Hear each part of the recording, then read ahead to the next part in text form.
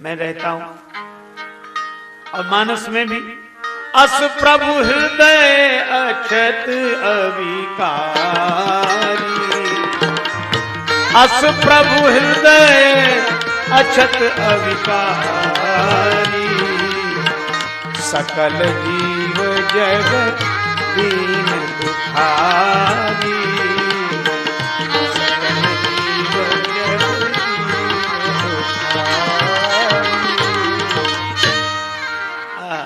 बड़े ध्यान से सुनना। भगवान की यह मंगलमयी कथा कितना सुंदर संदेश देती है।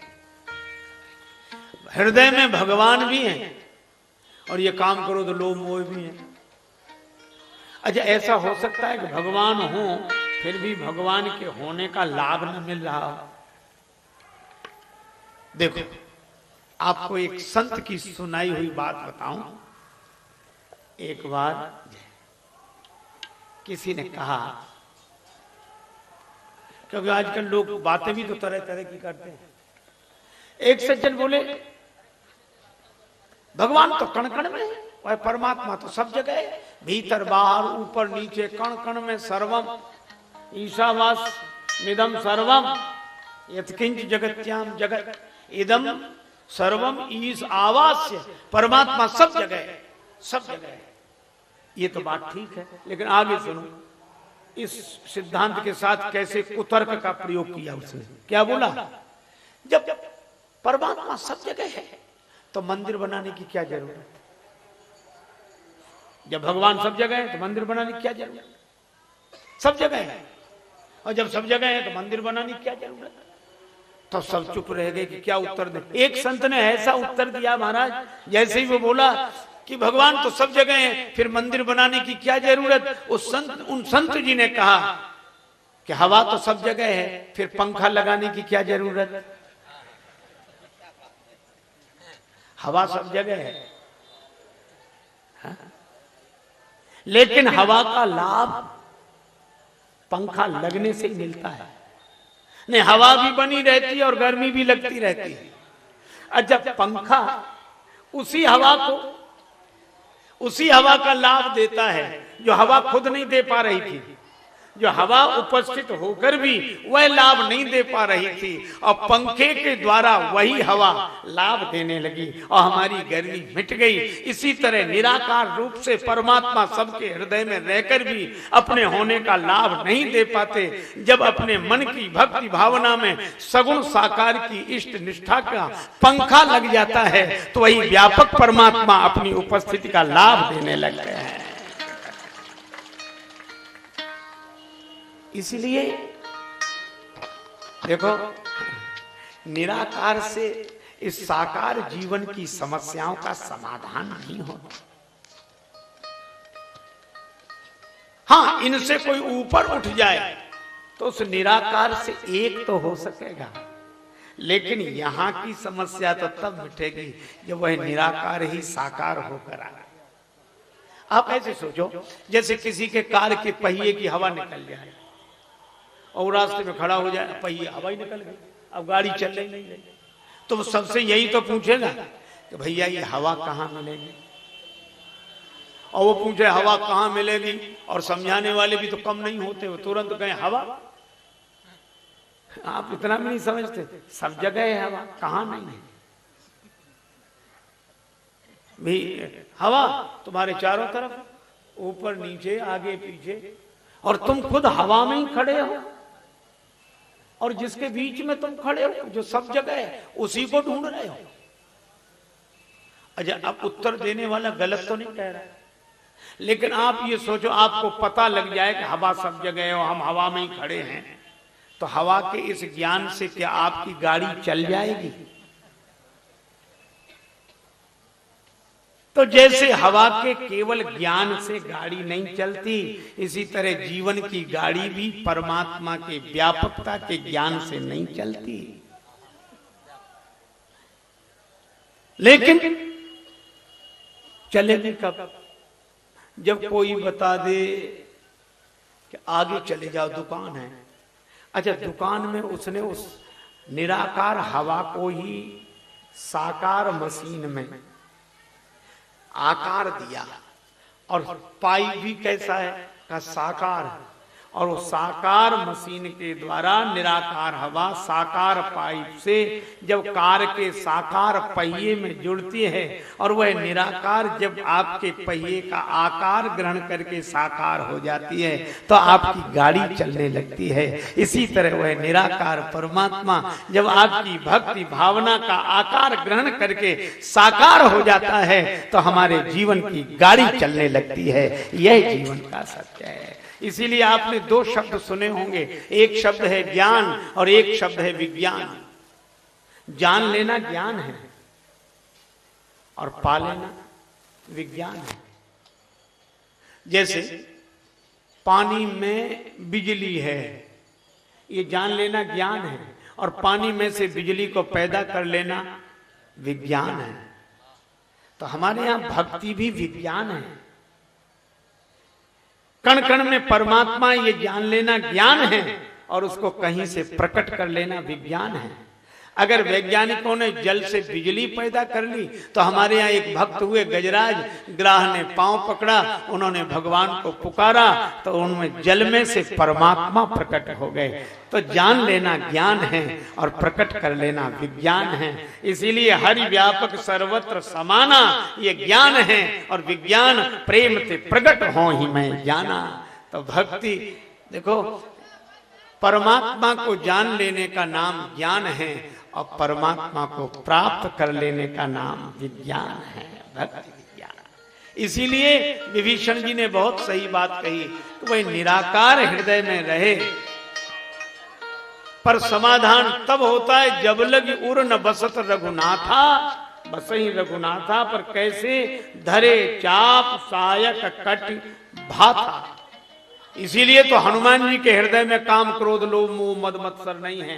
क्यों? क्योंकि जास हृदय आगार बसई राम सर चाप धर, धनुष्वाण धारण करके। और धनुष्वाण धारण करके क्यों? हाँ, क्योंकि राजीव नयन धरे धनुषायक, तो भगत विपत्ति भंजन सुखदायक। और विपत्ति क्या, मैं कही कहूं विपत्ति अति भारी, श्री रघुवीर दीन हितकारी। मम हृदय भवन प्रभु तोरा, तहां आई बसे बहु चोरा। और इसीलिए तब लगी हृदय बसत खलनाना,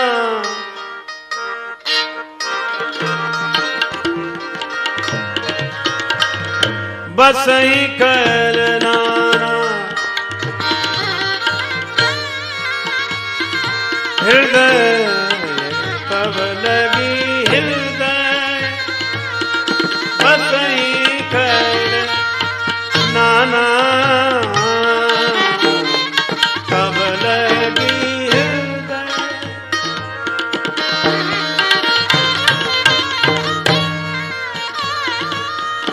लोभ मोह मत्सर मद माना, तब लगी हृदय, तब लगी हृदय, तब लगी हृदय।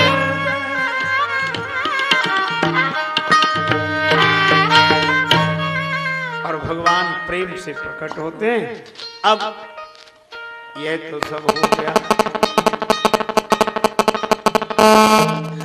पर समस्या यह थी कि समुद्र पार कैसे जाया जाए।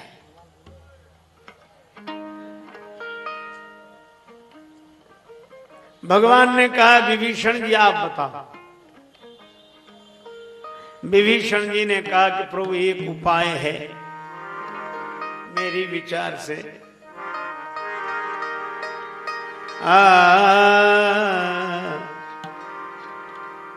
विनय करिए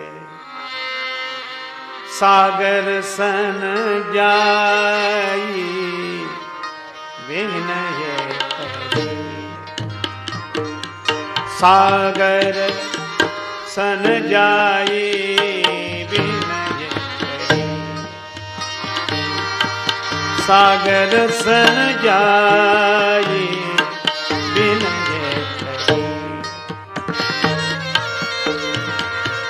सागर सन जाए, विनय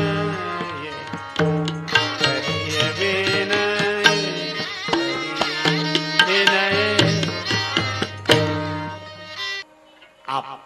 विनती करें तो समुद्र अपनी जरूर सुनेंगे महाराज, आपकी प्रार्थना सुनेंगे और समुद्र मार्ग देंगे। जैसे ही भगवान ने विभीषण जी का यह मंत्र माना, ठीक है विनती करते हैं। अब देखा लक्ष्मण जी की तरफ, लक्ष्मण तुम्हारा क्या विचार है? कि शैली बड़ी विचित्र है। लक्ष्मण जी ने कहा करिए करिए, विनती करिए, अवश्य करिए, आप भी जरूर करिए, क्योंकि कायरों का यही काम है, आलसियों का यही काम है। कादर मन कर एक अधारा, दैव दैव आलसी पुकार, आप ही कर। और राम जी को हंसी लगी कि व्यंग की विधा तो कोई लक्ष्मण जी से सीखे। अब प्रकारांतर से ये कायर और आलसी किसे कहा जाए? ये वैसी बात हुई, एक के घर आया मेहमान, तो उसने दोपहर का तो भोजन किसी तरह करा दिया, पर इतने कृपण स्वभाव का था कि शाम को भोजन नहीं कराना चाहता था, सायंकाल। लेकिन वो घर में बैठा तो मना भी कैसे करे। तो उसने अपने बेटे से कहा कि जब हम मेहमान के पास बैठे हो तो शाम के भोजन के लिए पूछने आना है कि क्या बने। आया वो बेटा, पिताजी शाम को भोजन क्या बने, दाल कौन सी, और या पूरी साग बना ले या खीर, क्या क्या ठीक रहेगा। तो वो क्या बोला, शाम को भी फिर भोजन? थोड़ी देर पहले तो हमने मेहमान के साथ भोजन किया ही था। हम कोई राक्षस है जो अब शाम को भी करें? हमारी तो इच्छा नहीं है, मेहमान से पूछ लो। अब मेहमान वही बैठा, मतलब मेहमान भोजन करे तो राक्षस है। बेचारे मेहमान ने भी कह दिया रहने दो, नहीं कोई इच्छा नहीं है, क्या करें। तो ऐसे न कह के इधर से कह दिया। लक्ष्मण जी सीधे ही बोले, कादर मन कहाँ एक अधारा, दैव दैव आलसी पुकारा। भगवान ने कहा तो तुम्हारा मत क्या है? लक्ष्मण जी बोले, नाथ दैव कर कवन भरोसा, नाथ दैव कर कवन भरोसा।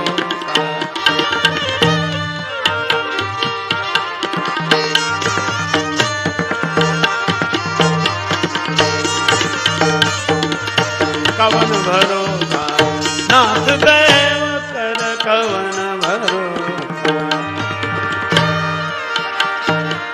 दैव कर कवन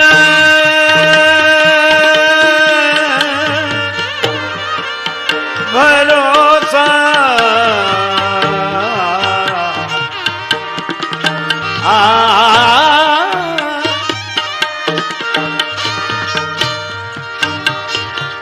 नाथ देव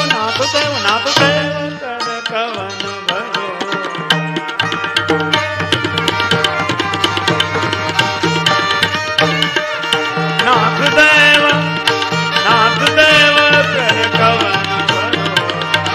नाथ देव नाथ देव नाथ देव। लक्ष्मण जी ने बड़ा क्रांतिकारी वचन कहा। अरे महाराज, देवताओं का क्या भरोसा, ये देव का क्या भरोसा। सौखिए सिंधु करिए मन रोसा। आपके हाथ में धनुष बाण है, अरे ये हाथ तो वे जोड़े जिनके पास धनुष बाण ना हो। विभीषण कहते हाथ जोड़ो और लक्ष्मण जी कहते हाथ में धनुष बाण उठाओ। लेकिन राम जी ने कहा कि लक्ष्मण, यह अपने कुल का संस्कार नहीं है। देव पितर पूजे विधि नीकी। अपने यहां देवताओं की पूजा होती रही और तुम कह रहे हो नाथ देव कर कवन भरोसा। इतनी अश्रद्धा, ये वंदना में तुम्हारी आस्था ही नहीं रह गई। देव पूजन में, देव वंदना में क्या कारण है? श्री लक्ष्मण जी ने कहा कि प्रभु क्षमा करें, हमारा संस्कार तो ऐसा नहीं है कि देवताओं में हम आस्था न रखें, पर कुछ कटु अनुभव ऐसे हुए कि ये व्यथा ही व्यंग बन गई। क्षमा करें प्रभु।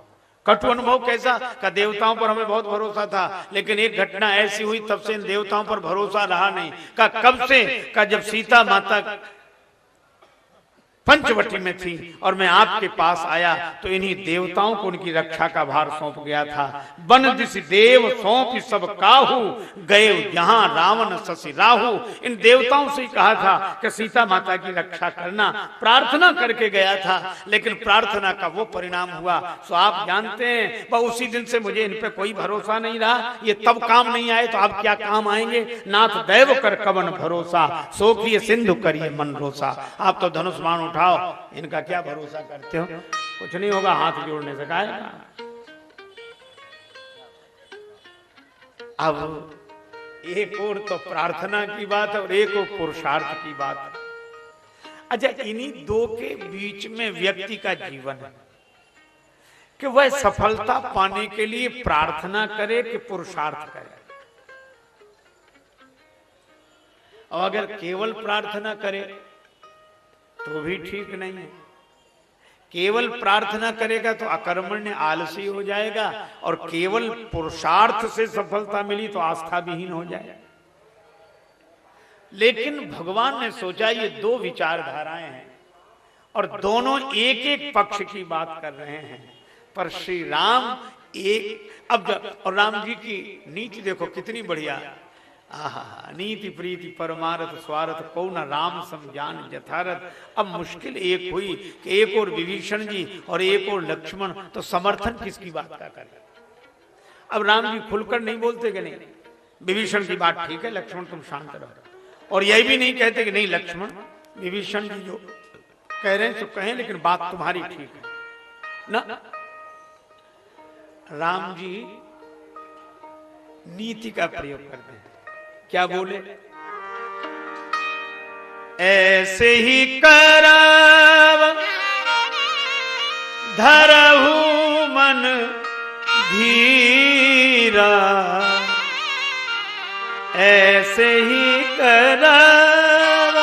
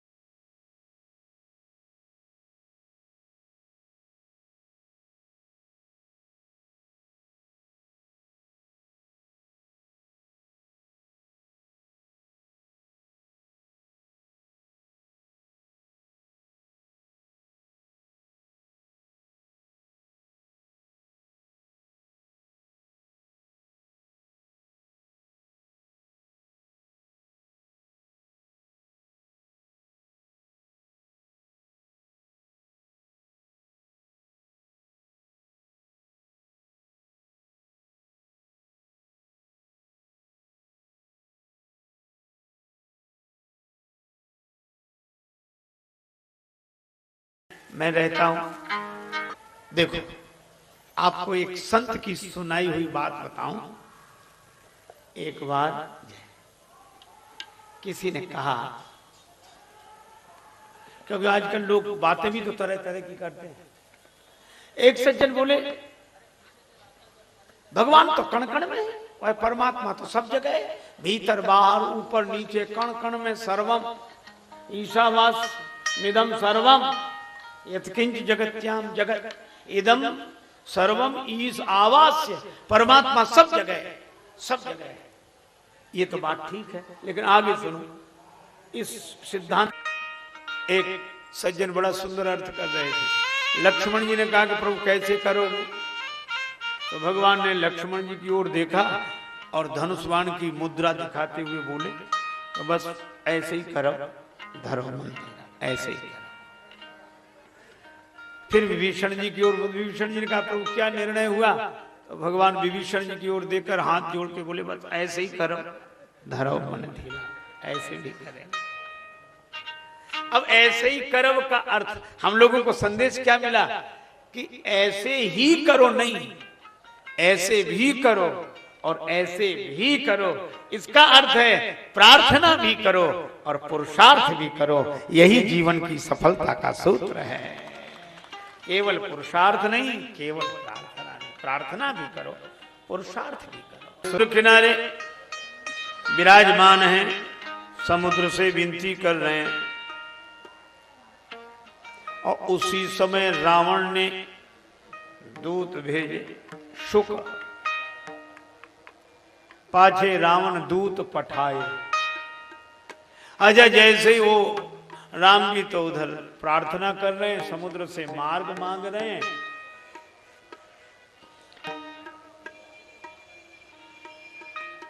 रावण द्वारा भेजे गए दूत जब उन्होंने राम जी की यह लीला देखी, विभीषण जी को अपना लिया। सकल चरित तिन देखे, धरे कपट कपि देह।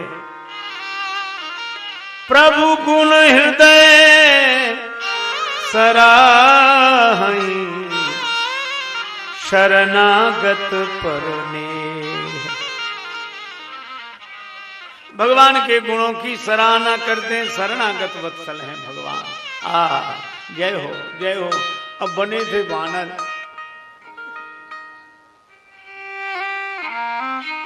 तो प्रेम इतना उमड़ा, इतना उमड़ा, अति सप्रेम गा बिसरी दुराओ। प्रेम उमड़ा तो कपट चला गया, असली रूप में आ गए। कहने लगे एक ये है और एक वो हमारा राजा, और एक ये। अब बंदरों ने कही ये कौन है? इस तरह की भाषा हम लोगों में तो बोली नहीं जाती। पकड़ लिया, और जैसे ही पकड़ लिया तो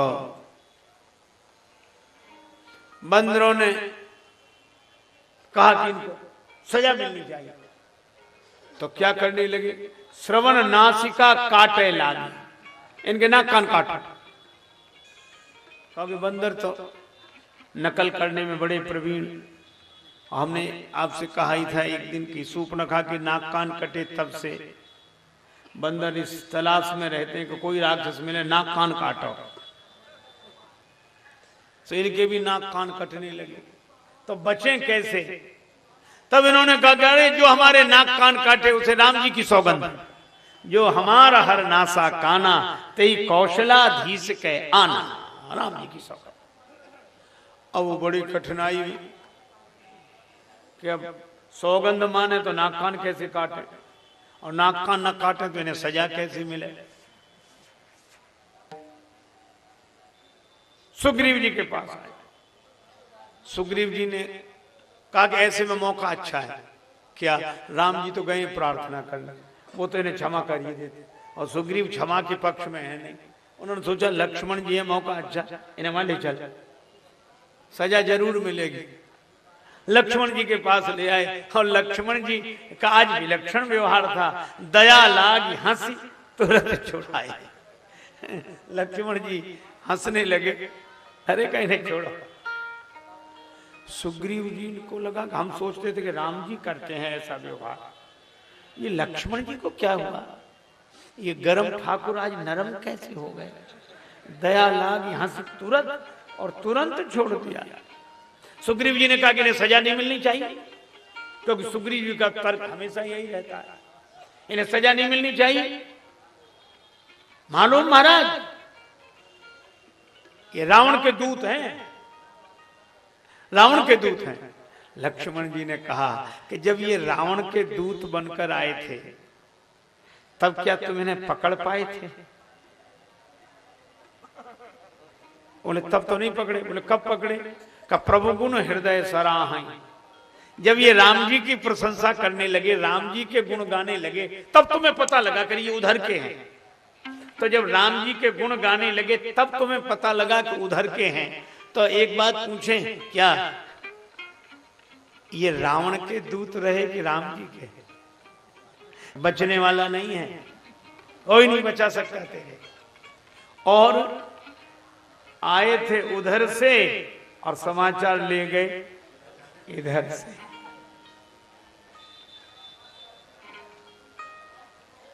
लेकिन 3 दिन बीत गए।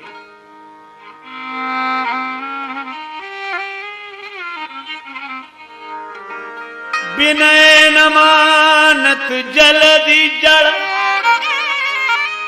गए 3 दिन बीत।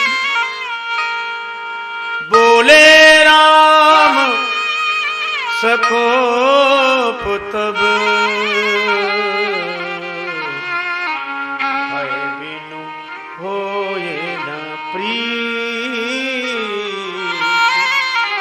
भय बिनु होए न प्रीत।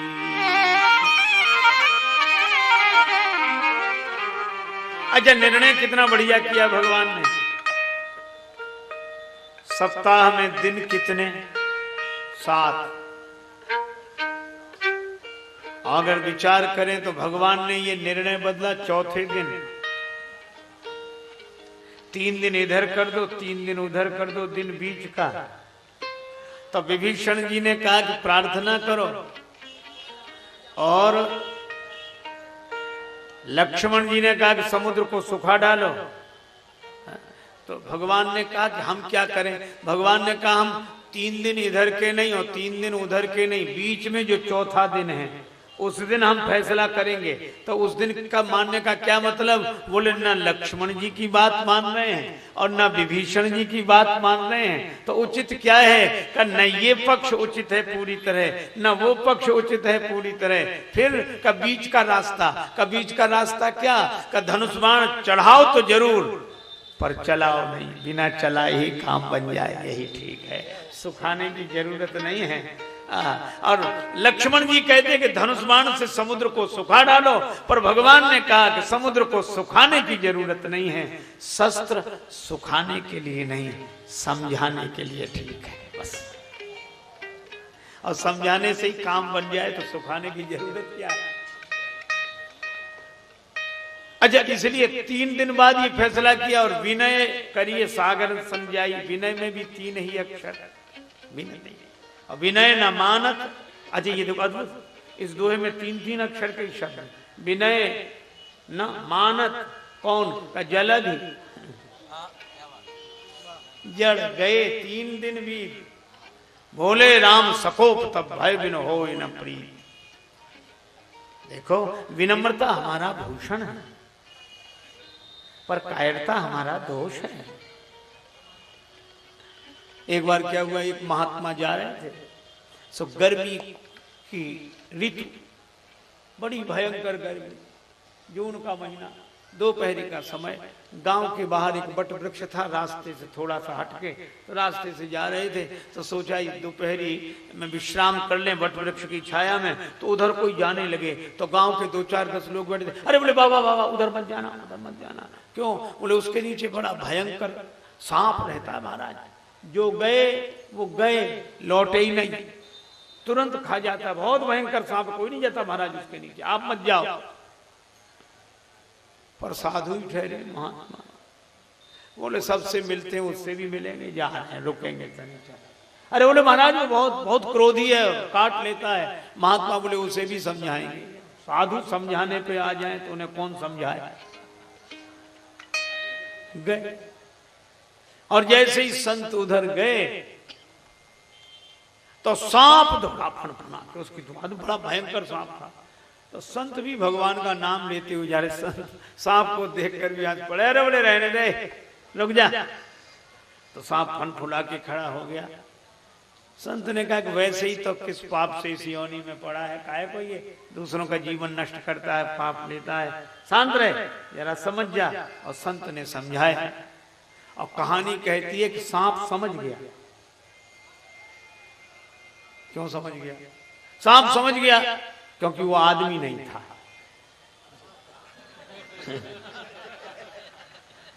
समझना तो मुश्किल आदमी का है, सांप भी समझ जाते हैं। समझ गया। और कहानी बड़ी अच्छी है कि सांप जो है वो शिष्य हो गया। गुरुजी ने कहा कि देख अब तू भक्त हो गया, वैष्णव हो गया, अब अहिंसा का ध्यान रख, ऐसे किसी को नहीं, अब बोल सरलता से, बहुत शांति से रहो, बहुत शांति से, बहुत शांति से। ठीक है महाराज। सांप ने मानो मंत्र ले लिया गुरुजी का, बड़ा सरल सीधा हो गया। अब गुरुजी ने सबसे कहा कि अब डर की कोई बात नहीं, आराम से जाओ। अब वो किसी से नहीं बोलेगा, अब दीक्षा ले ली, वो बड़ा सरल हो गया, सत्संग मिल गया उसे। गुरुजी तो चले गए। अब लोग गए, सांप कुछ नहीं बोले, वो तो गुरु मंत्र ले लिया था। अब लड़के आए, सो लड़कों ने दूर से देखा तो सांप कुछ नहीं बोला, तो एक ने पत्थर मारा ऐसे फेंक के। सांप को लगा पर सांप कुछ भी नहीं बोला। उसके ऊपर लात रखी पर सांप फिर भी कुछ नहीं बोला। तो दूसरे ने उसकी पूंछ पकड़ ली और पूंछ पकड़ के उसको ऐसे ऊपर उठाया, पर वो तो निश्चय कर चुका था गुरु वचनों में श्रद्धा। अब वो लड़के उसको ऐसे ऐसे घुमा और पटक दे, वो फिर भी ना बोले। वट वृक्ष की बड़ी बड़ी शाखाएं, तो उसको रस्सी की तरह सांप को डालने, लड़के झूला झूले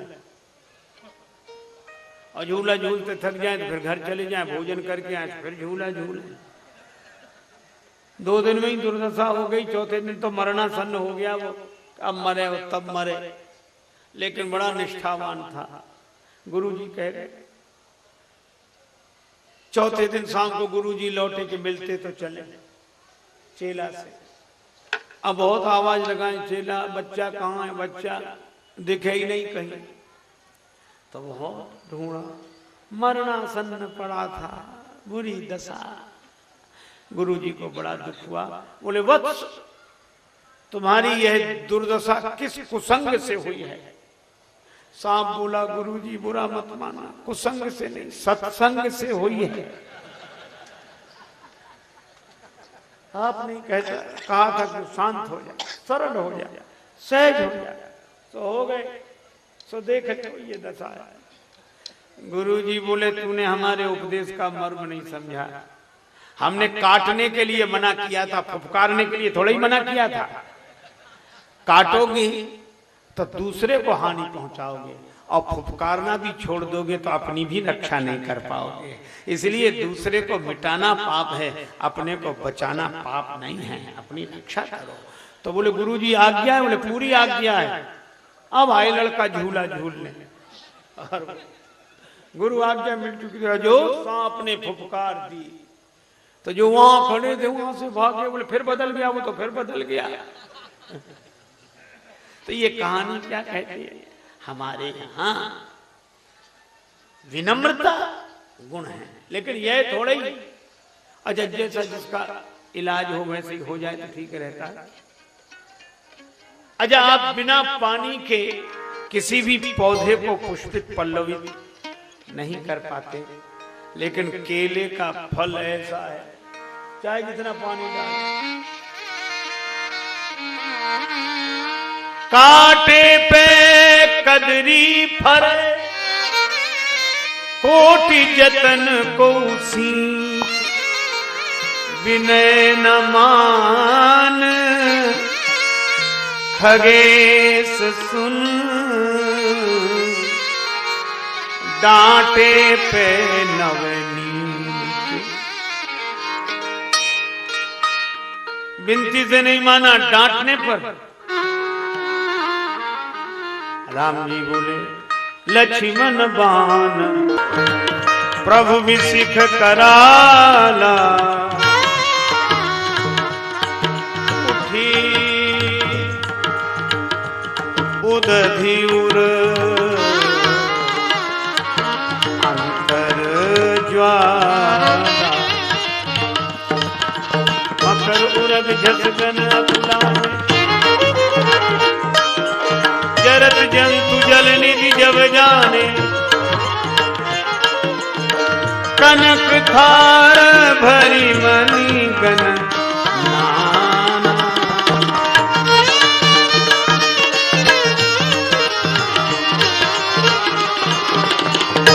विप्ररूप आए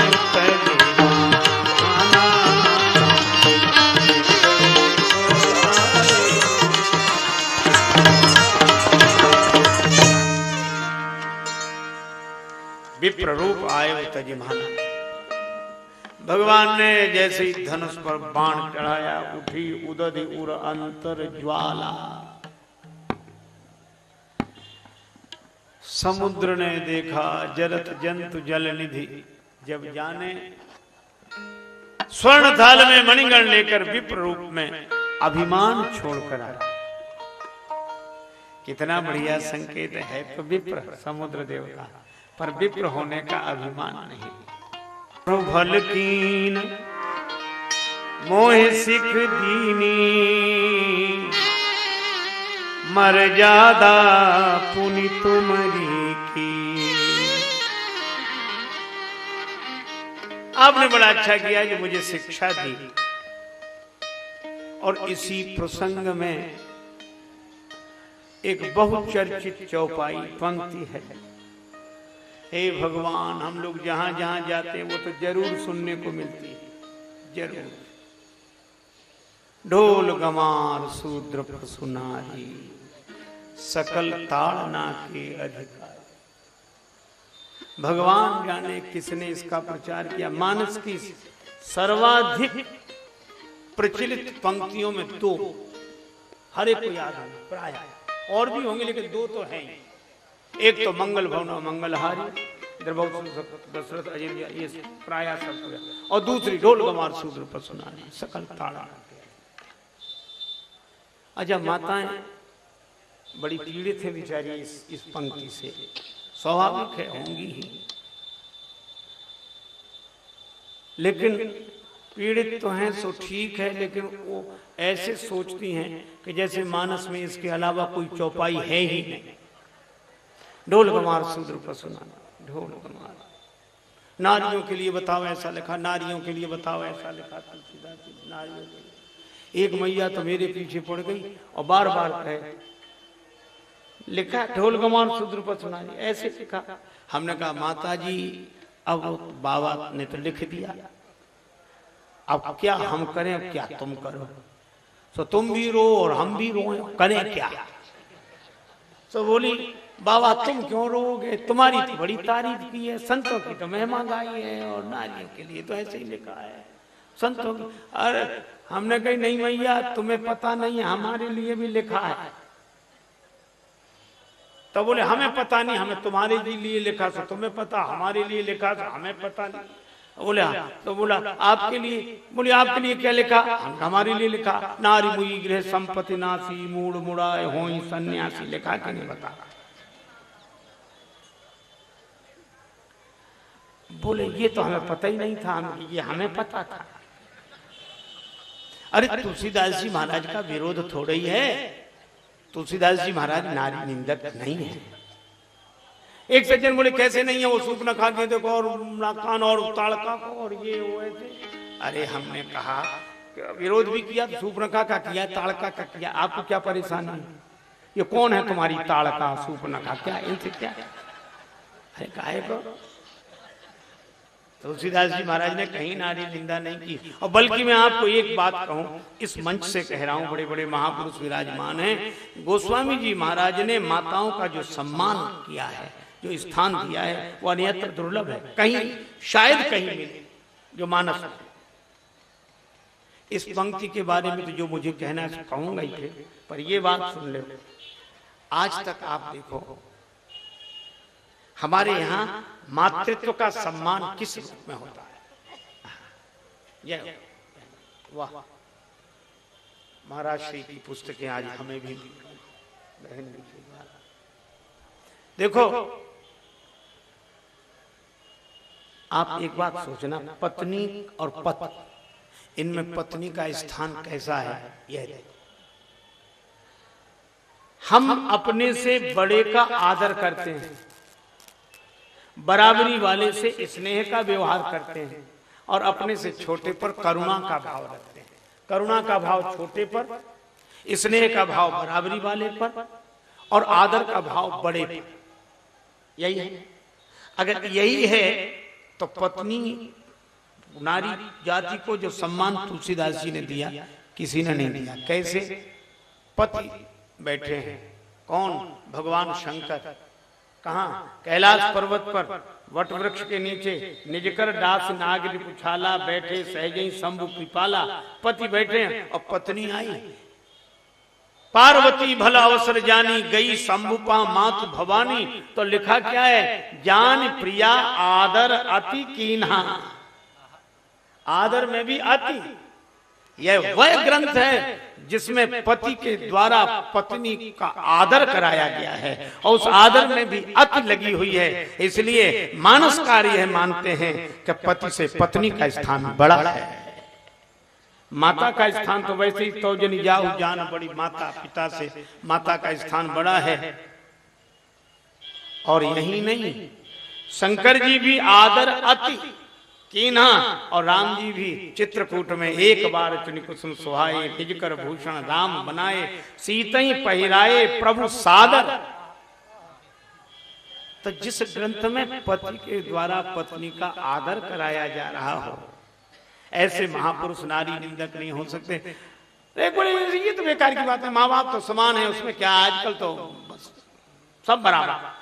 अरे हमको जाने दो, माँ बाप में फर्क है। बोले कैसे फर्क है? हमने कहा जब हम लोग बोलते हैं माँ तो मुंह खुल जाता है और जब बोलते हैं बाप तो बंद हो जाता है। यही फर्क है। जिसके आगे बालक का मुंह खुल जाए वह माँ है और जिसे देखते ही बालक का मुंह बंद हो जाए तो बाप है। बच्चा बाप से अपने मन की बात नहीं कहता, माँ से कहता है। इसलिए अब एक सज्जन क्या बोले, नहीं इसमें साइकोलॉजिकल इफेक्ट है, मनोवैज्ञानिक प्रभाव। तो हमने कहा क्या है? बोले पहले तो तुलसीदास कुछ थे नहीं, पत्नी ने फटकार दिया।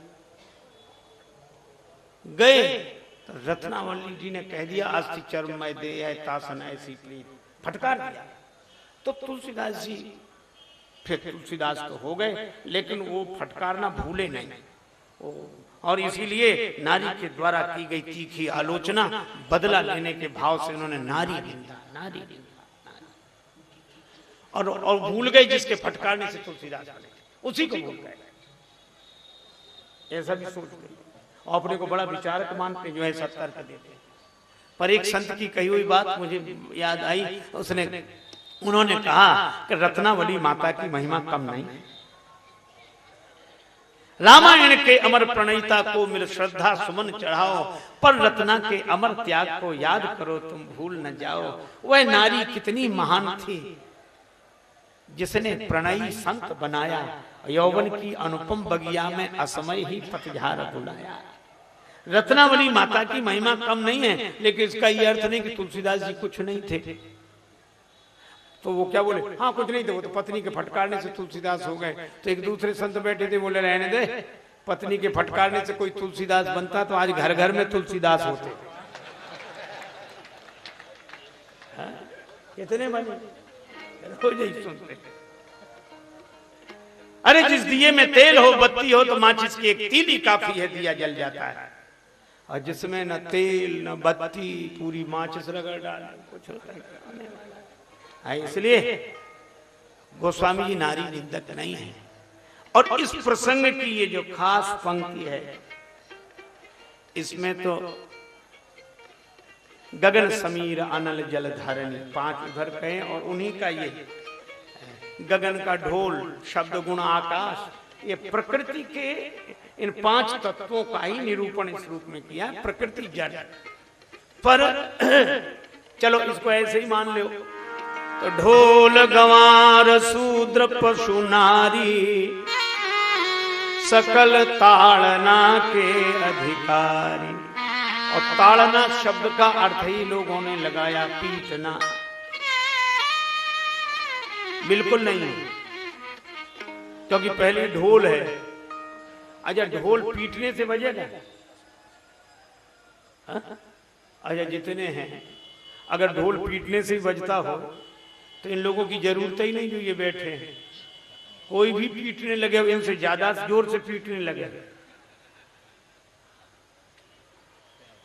ताड़ना, ताड़ना का अर्थ है ताड़ लेना, समझ लेना। कहते हम आपकी बात ताड़ गए, हमने समझ लिया है। तो ढोल वही बजा सकता है जिसे ढोल बजाने की समझ हो, जो ताड़ गया हो कि कौन बोल कहां निकलेंगे, कैसे निकलेंगे और कितने जोर से बजाएं, ये तो हो। कुछ लोग ऐसे बजाते हैं कि उन्हें माइक की जरूरत ना पड़े, वो भूल ही जाते कि माइक रखा है। ताड़ होनी चाहिए समझ कि कितना। तो जैसे ढोल, इसी तरह गंवार से व्यवहार करने में समझ हो, तो वो तो गंवार है ही, अपने तो समझदारी रखो। शूद्र, शूद्र अमत क्षुद्र, क्षुद्र माने छोटा। जो अपने से छोटा है वो तो बेचारा वैसे ही आपसे दबा हुआ है, तो उसके मनोबल को की समझ रखो कि हमारे किसी व्यवहार का ये इतना बुरा ना मान जाए कि हीन भाव से ही भरा रहे। और पशु, उससे भी समझ होनी चाहिए। अब यही निकलते एक सज्जन बोले, वो बंदर बैठा, बोले तुम उधर देखो नहीं, बस चुपचाप चले चलो, उधर मत देखो। ये मतलब समझ ले बंदर का मूड कैसा है। समझ। ढोल गमार शूद्र पशु, पशु को संभालने वाले जानते हैं। और माताएं संवेदनशील हैं, हृदय प्रधान हैं, और इसीलिए इनसे समझकर व्यवहार करना चाहिए। इनके मन को चोट न लगे ऐसा व्यवहार करें। और अगर आप ये प्रेम करने की कला में प्रवीण हो, ताड़ना ने समझ लें, शिक्षा कर लें। अच्छा और भगवान ने क्या धनुष बाण चलाया है? नहीं चलाया। इसी तरह चलाने की जरूरत क्या है? हाँ, शिक्षा देने के लिए कोई बात कह दी जाए वो एक अलग बात है। तुम भल प्रभु भल कीन मोहि सिख दीनी। और जब फिर एक बात और है, ये बात कही किसने? का समुद्र ने। और समुद्र हाथ जोड़ने को तो माना नहीं, धनुष पे बाण चढ़ाने से माना। तो उसको लगता है कि सब ऐसे ही मानते हो, इसमें तुलसीदास जी का क्या दोष है? वे तो उसकी प्रकृति का वर्णन कर रहे हैं। और इस युग के एक कवि ने बड़ी अच्छी बात कही, उसने इस पंक्ति का अर्थ ही बदल दिया। वो कहते हैं कि मैंने अपनी पत्नी से कहा कि ढोल गंवार शूद्र पशु नारी सकल ताड़ना के अधिकारी का अर्थ समझती हो कि समझाएं? पत्नी बोली इसमें क्या है, इसमें तो मामला साफ है। इसमें एक जगह मैं और चार जगह आप हैं। नारी एक और ढोल गंवार शूद्र पशु चारों पुरुषवाची शब्द हैं, तो पुरुष तो चार हैं। अरे भाई, यह शिक्षा की बात कही गई, इसको अन्यथा अर्थ में नहीं लिया जाना चाहिए। जिस ग्रंथ में माताओं की वंदना की गई हो उस ग्रंथ में। एक सज्जन बोले तो माताओं की, अरे हमने कहा हमने तो परमात्मा को भी पहले माता के रूप में ही देखा, त्वमेव माता, उसके बाद च पिता त्वमेव। तो बोले फिर माताओं के लिए इतने नियम क्यों हैं? पुरुषों के लिए एक भी नियम नहीं। ये तो आप वकालत उल्टी कर रहे हैं। माताओं को तो पशु समझा गया, इसलिए बंधन में डाला गया। लेकिन मैं आपसे कहूं, नियम पशुओं के लिए, बंधन में पड़ने वालों के लिए नहीं होते, वीआईपी के लिए नहीं होते। उसके लिए भी तो वो नियम होते, सामान्य आदमी की तरह थोड़ी घूमेगा। अच्छा वैसे ही सोचो, आपने को अगर हीरे की अंगूठी खरीदनी हो, सोने की अंगूठी, हीरा जड़ा हुआ, तो यहाँ सब्जी मंडी में थोड़ी मिलेगी, टोकनी में रखी होगी, ले लो अंगूठी हीरा। अंगूठी लेने के लिए आपको विशेष बाजार में जाना पड़ेगा, विशेष की दुकान पर जाना पड़ेगा, और दुकानदार से कहीं हीरे की अंगूठी अच्छा लेना, चलो दुकान के भी भीतर ले जाएगा, भीतर से और भीतर, फिर खोलेगा अपनी अलमारी, तिजोरी, और तिजोरी में और छोटी अलमारी, फिर खोले, फिर भीतर डिब्बा, और डिब्बे का हटाए ढक्कन, तब गुलाबी कागज में रेशमी रुमाल में अंगूठी चमक। क्यों इतने भीतर, इतने नियम क्यों? हीरे की अंगूठी है, कीमती है। और आपने देखा होगा अनाज मंडी में, गल्ला मंडी में, आदमी दुकान बंद करता है, 5 किलो 10 किलो 20 किलो के बड़े बड़े बांट ऐसे ही पड़े रहते। एक बार एक देखा कि बांट बाहर पड़े हैं, अरे बोले महाराज पड़े रहने दो, इनको कौन देता, पड़े रहने दो। हमें उस दिन समझ में आया कि हमारे शास्त्रों ने माताओं के लिए इतनी नियमावली क्यों रखी। इसलिए रखी क्योंकि हमारी संस्कृति ने माताओं को हीरे की अंगूठी की तरह माना है, इसलिए नियमावली। और पुरुष तो लोहे के बांट हैं, ये चाहे जहां पड़े रहे, इनका क्या है। इसलिए माताओं आप हीन भाव मन में न रखो, गौरवशाली इतिहास है आपका। और इसलिए यह पंक्ति इस अर्थ में नहीं है जिस अर्थ में ग्रहण की जाती है। और इसीलिए सुंदर कांड की यह जो पंक्ति है, यह हमें ताड़न माने शिक्षा का संदेश देती है। शिक्षित होने का यही अर्थ है कि भावुक आदमी से ऐसा व्यवहार न करो ताकि उसे बुरा लगे। तो नारी जाति तो संवेदनशील है, भावुक है, और इसलिए ऐसा व्यवहार नहीं। दूसरी बात, ढोल गंवार शूद्र पशु नारी सकल ताड़ना के अधिकारी। समुद्र ने हाँ, और यह समुद्र ने फिर उपाय बताया कि प्रभु नल नील के स्पर्श किए हुए पत्थर जल में तैरेंगे, और इस बाण का क्या करूं कि मेरे उत्तरी तट पर रहने वाले उस राक्षस समूह को नष्ट करें। भगवान ने ऐसा ही किया। और जब आए और जब समाचार मिला, कोई आया था, हाँ, सुग्रीव जी बोले लक्ष्मण जी ने छोड़ दिया महाराज इसको, रावण के दूत को ऐसे ही हो बिना।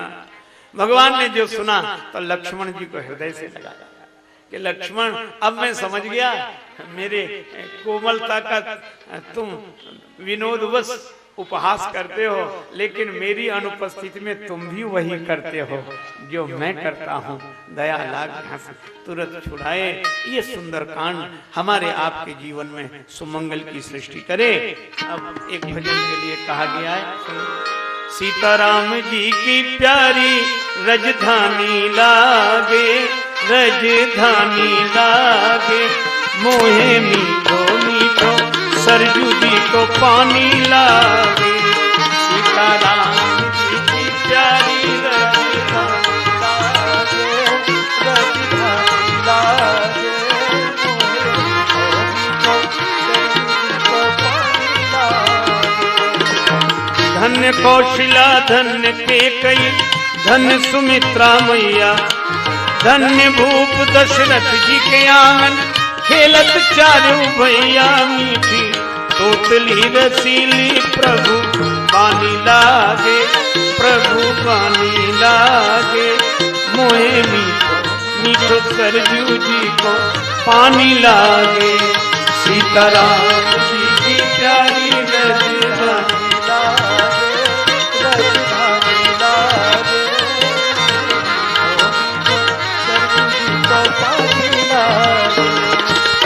रंग महल हनुमान गढ़ी मणिराम छावनी सुंदर, स्वयं जगत के मालिक बैठे कनक भवन के अंदर। सीताराम जी की शोभा सुख खानी लागे, सुख खानी लागे, मोहे मीठो मीठो सरजू जी को पानी लागे।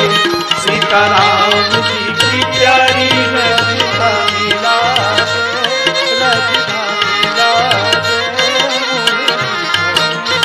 सरजू जी को पानी लागे।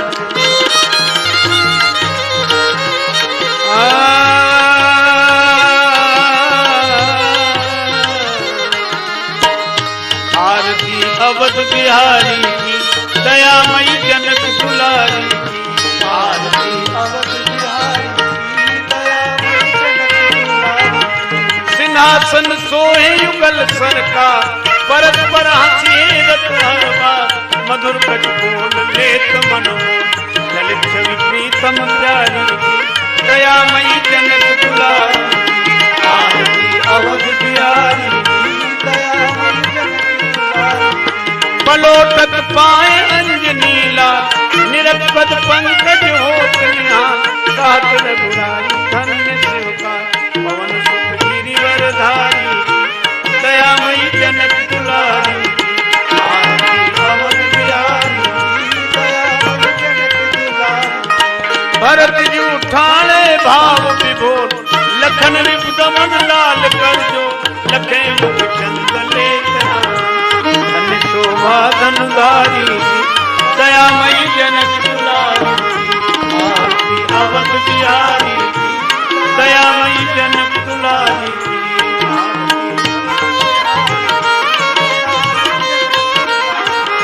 आरती जो कोई जन गावे, प्रभो पद प्रेम अवध पावे, शरण राजे प्रवे अवधे, बोलिए जय भयारी दयामयी जनक दुलारी, आरती अवध बिहारी दयामयी जनक दुलारी।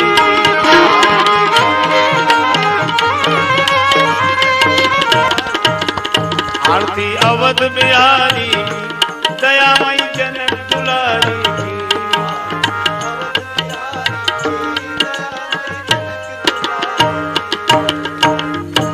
श्री सीताराम जी महाराज की जय।